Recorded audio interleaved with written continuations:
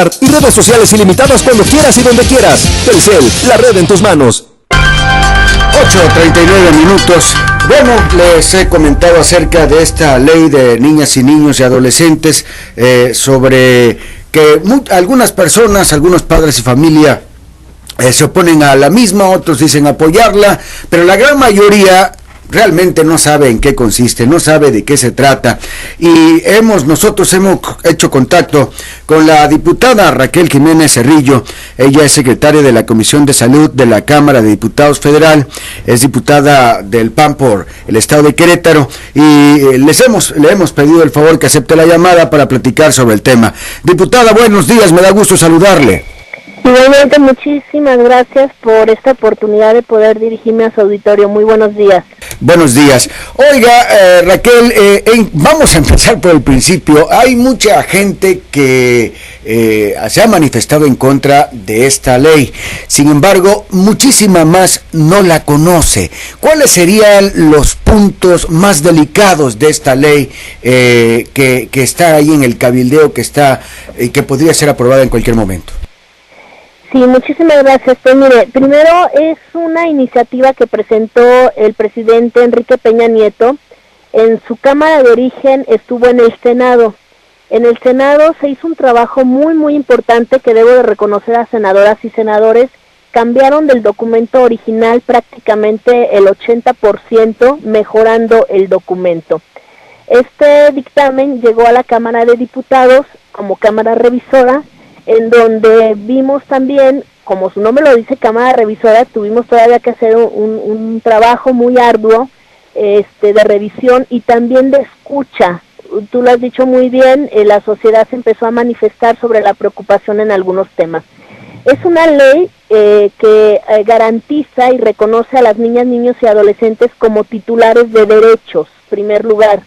Es una ley que viene a reforzar la protección de este sector de la población para garantizar todos sus derechos, para tener un registro de centros de asistencia y de centros de atención a los menores, que genera una procuraduría de defensa de los derechos de los niños y adolescentes, y que en gran parte de la ley que ya se aprobó en Cámara de Diputados, creo que viene a reforzar el trabajo y la protección del interés superior, que son las niñas, niños y adolescentes. Sin embargo, había un tema muy, muy delicado, que es justamente sobre el que se manifestaron diferentes organizaciones y particularmente padres de familia. La minuta, como venía del Senado, le quitaba totalmente la tutela y la responsabilidad, la autoridad a los padres de familia con respecto a los temas sexuales en los niños. Se manejaba un concepto que era derechos sexuales y reproductivos. Estos derechos no existen los derechos sexuales y reproductivos. Existe el derecho a la salud sexual y reproductiva. Si nosotros como diputados hubiéramos dejado este término, derechos sexuales y reproductivos, por supuesto que estábamos vulnerando a los menores, pero también estábamos desautorizando y quitándoles totalmente a los padres de familia la oportunidad de orientar y de educar en estos temas. Entonces, eso era lo delicado. Afortunadamente logramos, particularmente los diputados del PAN, y en este caso nos acompañaron en las reservas los diputados y diputadas del PRI, para poder modificar este concepto y quitarlo de la ley. Los padres de familia, toda la sociedad, absolutamente toda la sociedad, se debe de sentir tranquila, porque garantizamos, sí, el que los niños, niñas y adolescentes tengan educación, tengan orientación sexual, pero siempre acompañados por los padres de familia, quienes también recibirán este mismo tipo de orientación. Se está garantizando la salud sexual y reproductiva de los menores sin ponerlos en riesgo con el concepto de derechos sexuales y reproductivos. ¿Será la escuela la que se encargue de eso? ¿Serán los maestros? Serán los padres de familia en primer lugar, y sí, por supuesto, serán también la escuela. Dejamos un concepto muy importante, y qué bueno que lo mencionas. Se había dado el tema de que en muchas escuelas estaban teniendo algunos libros que no correspondían a la edad y a la madurez de los niños, y les vertían información que para los niños pues era totalmente fuera de lugar. Se establece en la ley el tema de la educación sexual a los niños, niñas y adolescentes, siempre bajo el concepto de que debe ser de acuerdo a su edad y a su madurez. No se les podrá vertir información que no sea adecuada a cada uno de los niños de acuerdo a su edad y a su madurez emocional. De esta manera pues estamos, protegiendo la integridad de los menores. ¿Cómo podrán, diputada, los maestros saber acerca de la edad? De la edad es fácil, pero de la madurez de estos niños, cuando, si usted me permite, quiero decirles que muchos maestros no han podido siquiera con lo suyo. Hay muchos muy buenos maestros, pero muchos otros que no han podido ni siquiera con la educación mínima que necesitan otorgarle a nuestros hijos, a nuestros niños, a nuestros jóvenes. ¿Cómo podrán ellos tener el tacto para definir y decidir esto? Bueno, justamente los contenidos tendrán que revisarse desde su origen en los textos, y creo que esto que me pregunta nos da la razón de por qué no podía quedar el concepto de derechos sexuales y reproductivos. Los papás son los primeros responsables, y creo que en ese sentido nos tenemos que hacer a la idea de que debemos, como padres de familia, tenemos que prepararnos, leer, documentarnos. Finalmente nosotros como padres de familia ya pasamos por todos esos procesos y ya sabemos de qué manera crecen los niños, en qué momento las niñas inician sus periodos menstruales, de qué manera se conciben los bebés, y esto tenemos que hacernos a la idea que tenemos que transmitirlo de la manera más adecuada, sin evitar información a las niñas y a los niños desde el seno de nuestro hogar, y no dejarle a los maestros esa tarea. Finalmente los maestros serán solamente un complemento, porque justamente los padres de familia no podemos ser sustituidos en esta tarea tan noble que es justamente la de orientar, la de educar y la de proteger a nuestros menores desde el seno de nuestro hogar. Y dejar a la escuela, sí, el reforzamiento de todos estos conocimientos, pero jamás podremos como padres de familia dejar a la educación o al Estado el que controlen a nuestros menores o el que se hagan cargo de toda la información. Este trabajo de revisión y de meterle mano a la ley se hizo en la comisión en la que a la que usted pertenece, diputada. Esto se hizo dentro de la Comisión de Niñez. Sin embargo, al interior del grupo parlamentario del Partido Acción Nacional se formó una mesa de trabajo con varios responsables, entre ellos la diputada Lucy Pérez del estado de Jalisco, la diputada Valladares de Yucatán, la diputada Marta Sosa del estado de Colima, el diputado Raúl Paz también de Yucatán, y una servidora, Raquel Jiménez, del estado de Querétaro. Formamos esta mesa de trabajo en donde justamente hicimos toda la revisión como grupo parlamentario para llevar las propuestas a la Comisión de Niñez, en donde efectivamente se aceptaron muchísimos de estos cambios, y los últimos finalmente se lograron el jueves en el Pleno. Luego de una discusión y de un debate desde la tribuna, logramos convencer a todo el Pleno para que votaran a favor de las reservas y se modificaran estos artículos, dejando el concepto de derecho a la salud sexual y reproductiva y quitando el concepto de derechos sexuales y reproductivos. Pero hay varios diputados que aún no conocen a fondo esta ley, porque me he encontrado con que muchos de ellos se les ha preguntado y no saben bien la referencia de la misma, saben algunas cosas, pero no están empapados de la misma. Es difícil esta parte del proceso legislativo. Efectivamente, bueno, así como hay diputados que en el tema fiscal saben de la A a la Z y pueden contestar cualquier tipo de pregunta, pues hay diputados que en temas sociales o humanistas o de salud, pues son realmente los expertos y quienes se meten al trabajo al 100%. Es muy difícil, y esto que bueno que el auditorio lo puede escuchar, es muy difícil que un diputado conozca al 100% de todos los temas y de todas las materias.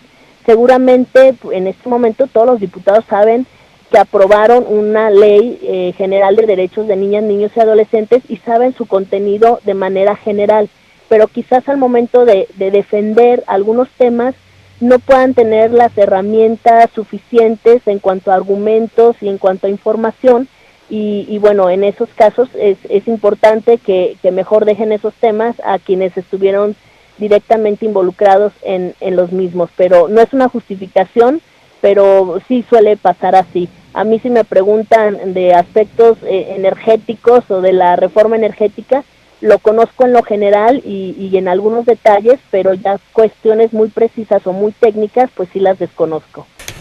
La información entonces será dada en las escuelas, pero la educación es responsabilidad de los padres de familia. Los maestros que se quieran atribuir la educación como tal, esto es, incluso contravenir la formación en valores que se le esté dando al niño en su casa, y que incluso algún padre de familia vaya y decir, no estoy de acuerdo con esto que tal o cual maestro le está enseñando a mi hijo, ¿qué sucede al respecto? Estarán contraveniendo la ley, por supuesto, y los padres de familia estarán en todo su derecho de poder exigir que revisar cuáles son los contenidos que en cualquier tipo de materia, y particularmente en materia de educación sexual y reproductiva, está invirtiendo en las escuelas.